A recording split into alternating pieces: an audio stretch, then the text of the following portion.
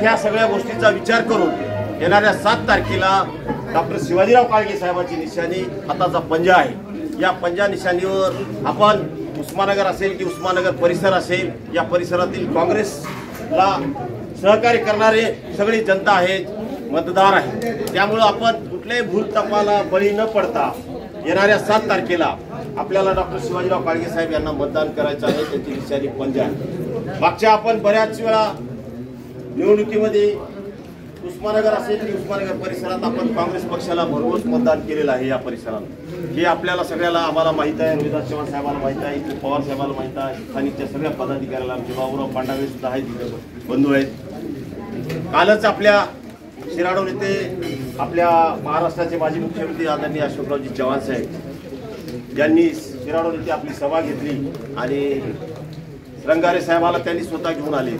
आपण कोणी बघितलं नाही आजवर त्यांनी।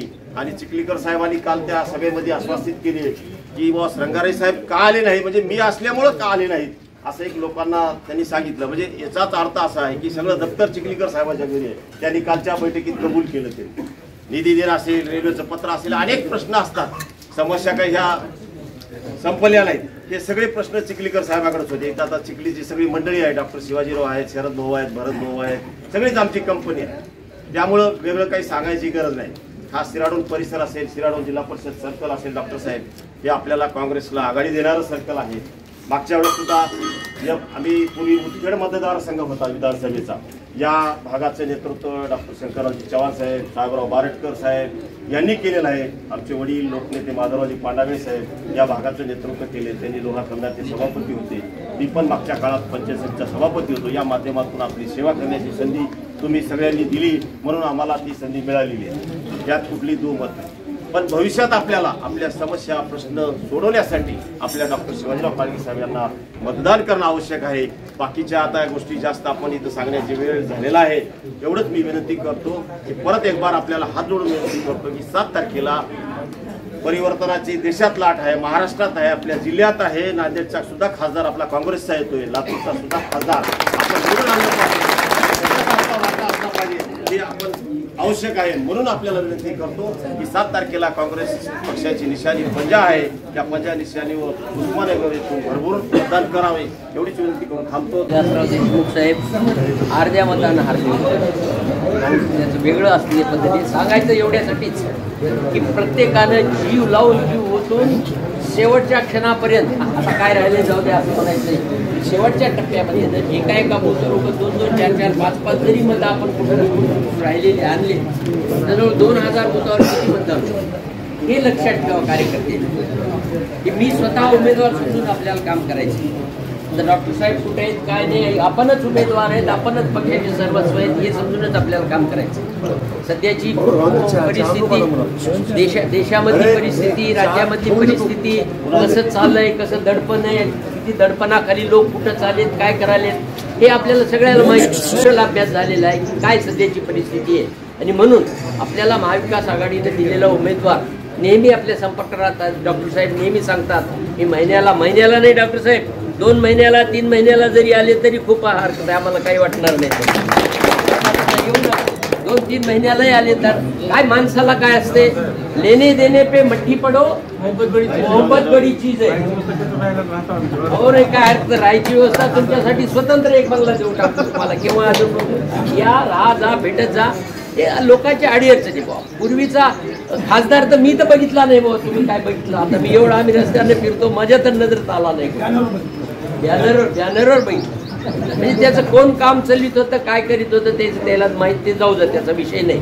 पण आज आपल्याला महाविकास आघाडीने दिलेला उमेदवार काँग्रेस पक्षाचे आदरणीय डॉक्टर साहेब एक तळागाळातल्या माणसाची जाणीव असलेला, अभ्यास असलेला, एक ग्रामीण भागामधून येऊन लातूर सारख्या ठिकाणी डॉक्टरी पेशा करून लोकांची सेवा केलेली आहे, सगळं परिचित आहे. आणि एवढं वातावरण चांगलं आहे की आपण त्याला आता धक्कात मारायचं आहे. आणि ही निवडणूक तुम्ही हातात घेतलेली आहे.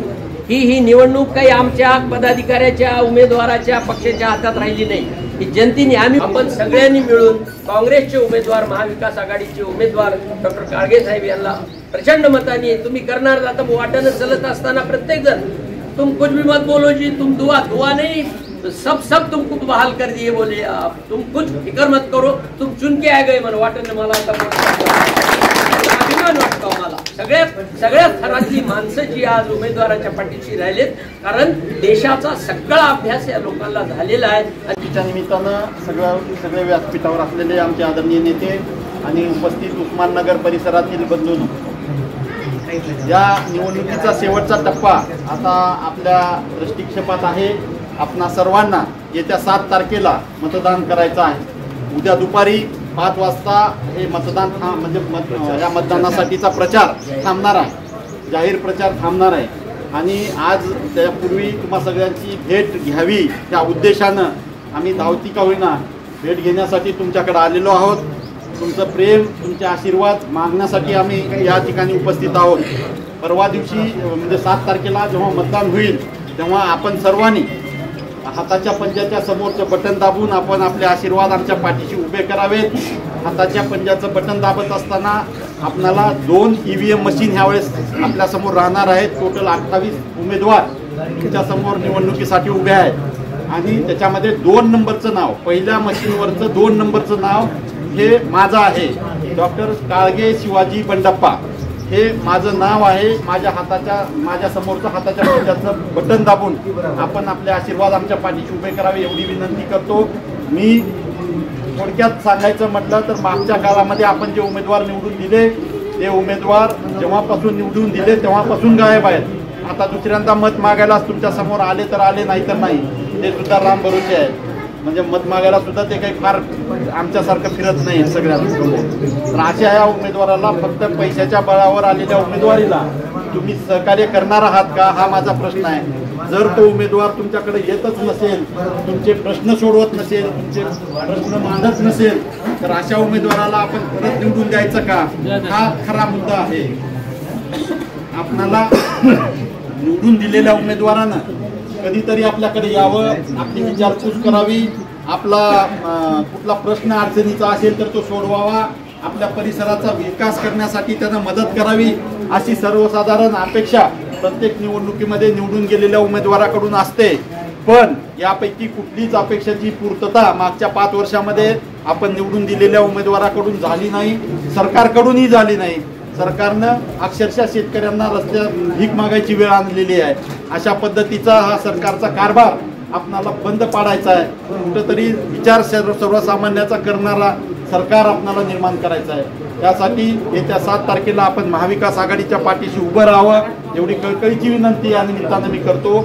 महाविकास आघाडीच्या सगळ्या घटक पक्षातील आपसातील मतभेद विसरून, कार्यकर्त्यांनी आपसातले मतभेद विसरून एकजुटीने काम करावं. बूथवर जास्तीत जास्त मतदान कसं करून घेता येईल याचा प्रामाणिक प्रयत्न करावा. ऊन खूप आहे, त्यामुळं सकाळच्या सत्रात आणि संध्याकाळच्या सत्रात कसं जास्तीत जास्त मतदान करून घेता येईल त्याचा प्रयत्न करावा. उन्हाची काळजी घ्यावी, भरपूर पाणी प्यावं.